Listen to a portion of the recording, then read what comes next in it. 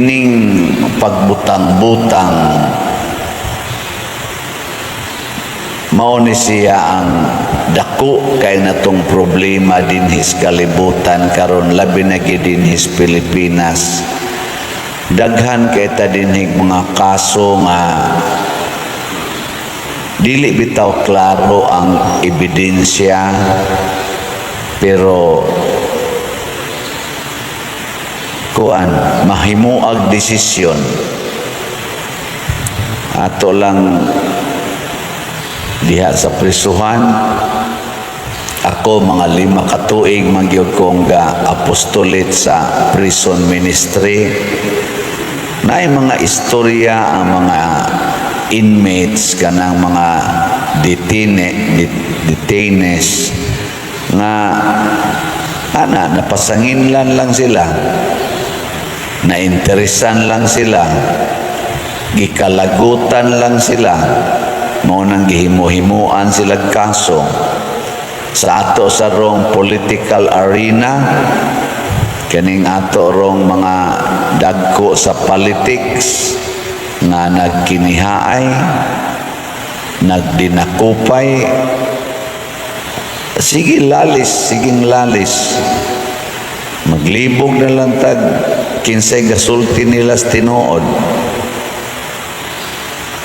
Ang pipila karon na questionable impeachment sa Vice President dito sa Congress, in 9 hours nahuman lang dayon tungod kay mipirma ang mga 240 or 280 ba to? Kaya may tinuod ato. Pero ang original gid nga ni pirma 215 pirma mga congressmen nga pabor sila nga i-impeach ang Vice President. Diretso ang pangutana, ang gibasihan sa maong impeachment, dili ba butang-butang, kamatuoran ba? Wapay nasayod na to kay kung ano pa man hiringon pa man sa Senate nga mo'y mo-act as korte ni anang impeachment court ang Senate. Karon tingali ko no ng mga July mo sugod. Pero kung mo pirma sa nantanang senador, 2/3 man siguro nang mo pirma diha. O mo pirma mga 16 man tingali ka senador ang kinahanglang mo pirma out of 24. Impeach na ang Vice President. Ang Vice President gi-elect og 32 million ka mga Filipinos, i-impeach lang og 16 plus 215, pila na sila ka buok, kunuhay in quotation mga magbabalaod. Ay butang ta lang 240 naman to, kaya namay ni apas 25 niya plus 16, ay butang ta lang 20 ang mo pirma sa impeachment. 20 aron klaro gyud na majority. 20 plus 240, 260 persons nga in quotation elected sad na sila by representative, kunuhay na sila sa mga tao. Labi na gid ang gitawag og House of Representatives, katong 240 nagrepresent kuno sila sa ilang mga distrito tibuok Pilipinas. Niya ang Senate nagrepresent sa whole Philippines, kay national man ang ilang votes. O mo pirma ng 260 ka magbabalaod, 240 sa Kongreso, human naman, punan na nila mga 20 kabuok sa Senate, wala, impeach na ang Vice President na wagtang na tong butaran sa 32 million ka mga tao, balintong gilintuad sa 260. Ang pangutana, kinsa may atong saligan, ang 32 million o ang 260 ka persons? Si Susana na ang iyang mga paryente, daghan sila dito gakuyog na naghilak hastang iyang mga binato, katong iyang mga binatunan, baka to iyang mga sulugoon na naghilak kay first time sa kinabuhi ni Susana nga gipasanginlan siya ingon ana nga naay laking nga iyang kasugat dito sa tanaman nga nang laki siya. First time kay purti niyang buutana, Diyos nun pagyud kaayo. Gikas iyang pagkagamay hangtod pagkaminyo na niya, buutan yun kay siya, hastas iyang mga anak, buutan kay siya, hastas iyang bana. Pero tungod lang aning duha ka buok, animal kayo mga judges, mamatay na siya. Moto nga nituaw siya. Ikaduhang atong suwayan og apply kaning pagkapriso ni President Rodrigo Duterte ngadto sa ICC karon.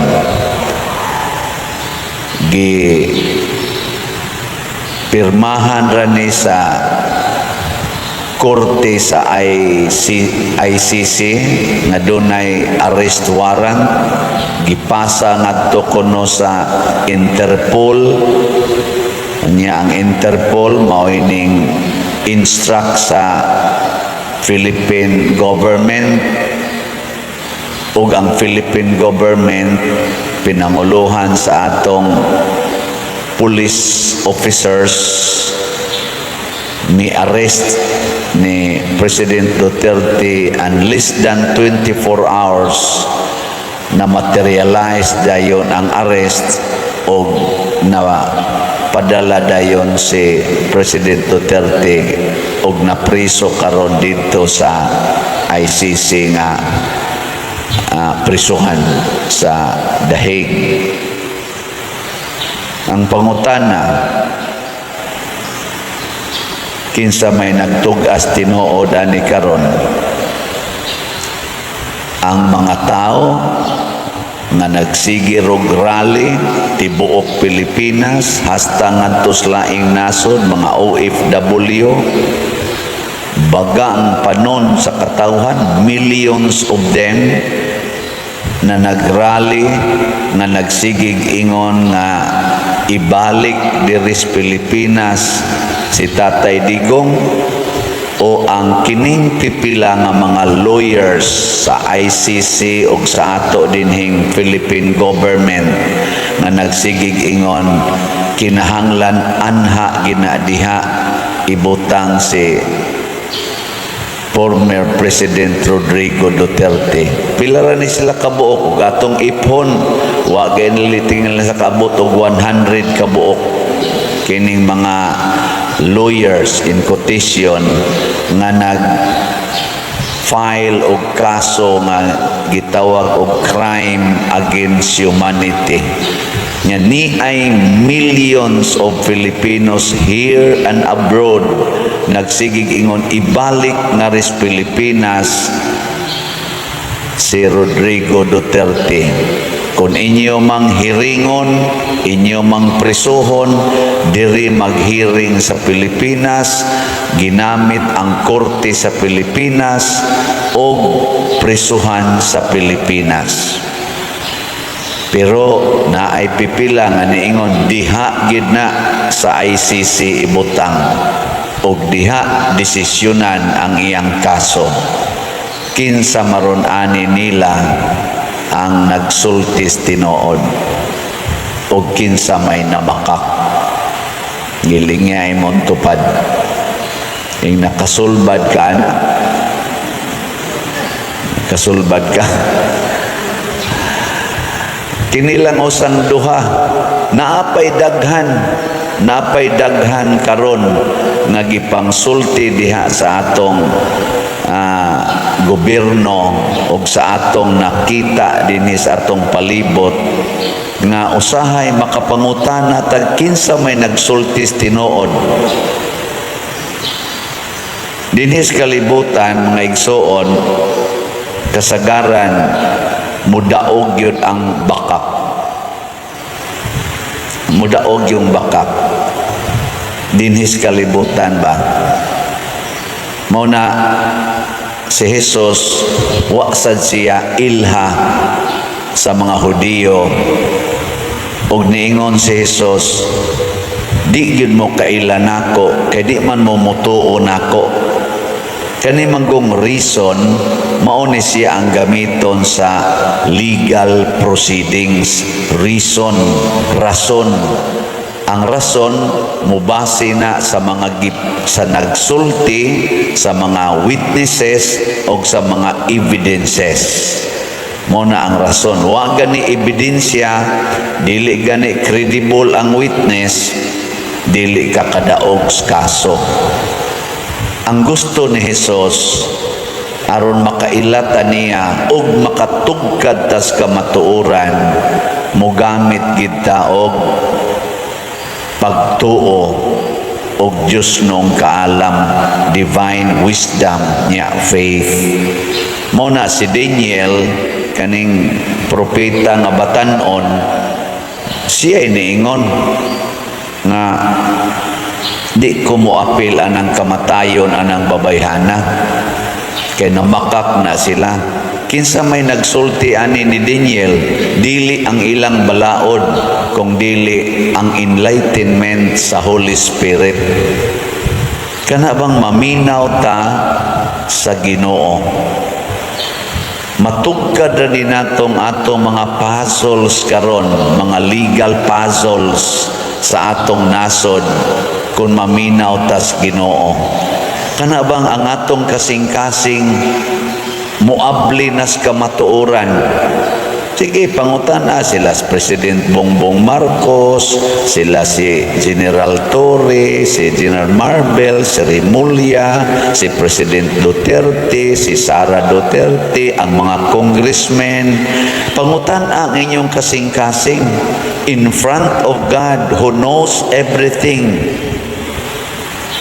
who can evaluate the deepest chamber of our being with all sincerity. Pangutan na inyong kasing-kasing, nagbutang-butang ba mo o naghimo mo sa kamatuoran? Kita mangutan na sa ta.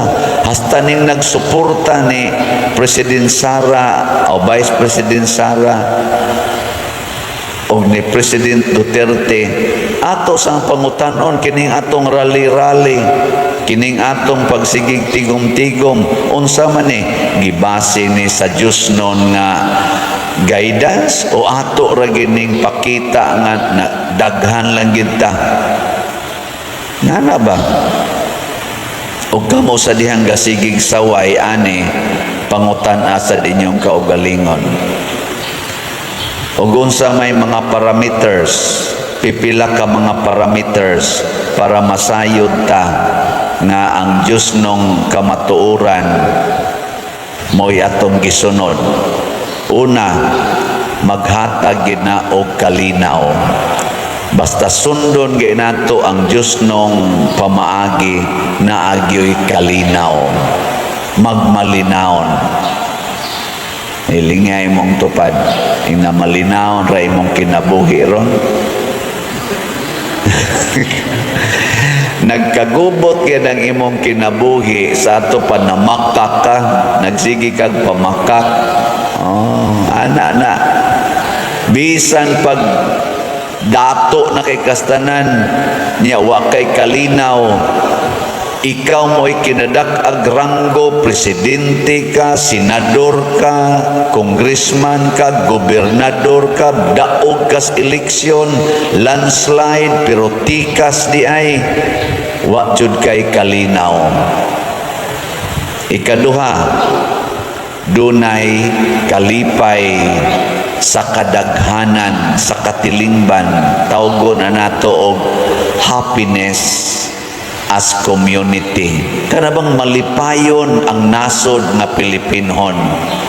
Kumusta mga atong nasod ron? Malipayon o magulanon? Tubag. Kanang mga desisyon nga iyas Ginoo maghatag ginagkalipay, mo na ang mga tao diri na makpak paghumas desisyon, pagka-resulta sa desisyon ni Daniel na makpak ang mga tao ug nagdaig sa Ginoo. Pero ini kahuman sa desisyon mahugno gani man naghilak ang mga tao, yawan ona nga desisyon. Pagdesisyon nga impeach nas Congress si Vice President Sara, sa inyong obserbasyon, ang kinabag-ang mga Pilipinos na makpak bas kalipay? Sa desisyon nga dad-o na nga tos ICC si og dito nagyud nadaan nagyud si President Duterte, ang kinabag-an sa atong nasod nga Pilipinhon na makpak bas kalipay og nagdaig sa Ginoo. Kamu nalay tubaga na. Anong ato pa man ang ipasa sa korte, nakamao naman tang mo-observe. Sa ato pa, ma-determine na nato, Diyos non ba ni o yawan on ba ni nga desisyon. Ug ang ikatulo, mahunong ang mga sala sa katilingban. Kining desisyon nga Diyos noon, mga igsoon, makapahunong sa di sa sala. Sama aning duha ka lawyers, kaulag, nangamatay gid ang sala sa kaulag, diha nila. Napulihan sa kauaw tungod sa ilang binuhatan. Mamatay ba? Pero mo sa atong mga desisyon musamot hinoon ang mga sala, sama ng drugas, sama ng korupsyon, aning mga insurgency, kaning ni ang mga patay, kaning lugos. Musamot gani na sa mga desisyon sa atong mga leader sa katilingban, pasabot ang ilang decisions yawanon dili Diyos non. Pero mahinay gani ni, muhilom gani ni, nya muhinay na kaayo ang ilang operasyon aning mga sala nga katilingbanon, pasabot ang mga leaders naghimog desisyon nga Diyos non. Nilas na lang sa inyong nakita sa gobernong gipanguluhan ni Marcos o sa gobernong gipanguluhan sa mga Duterte, hain man ani karon ang naghimo kaha or dool-dool sa desisyon nga Diyos non o desisyon na yawanon. Kana bang ilang desisyon nakahatag og kalinaw, kalipay o pagminos sa sala. Nining eleksyon karong umaabot, pilio nato tong team nga nakabuhat og duol-duol sa Diyos non nga desisyon sa kinabuhi. Isalikway nato ang kining mga team nga naghatag og mga yawanon nga mga desisyon sa atong katilingban.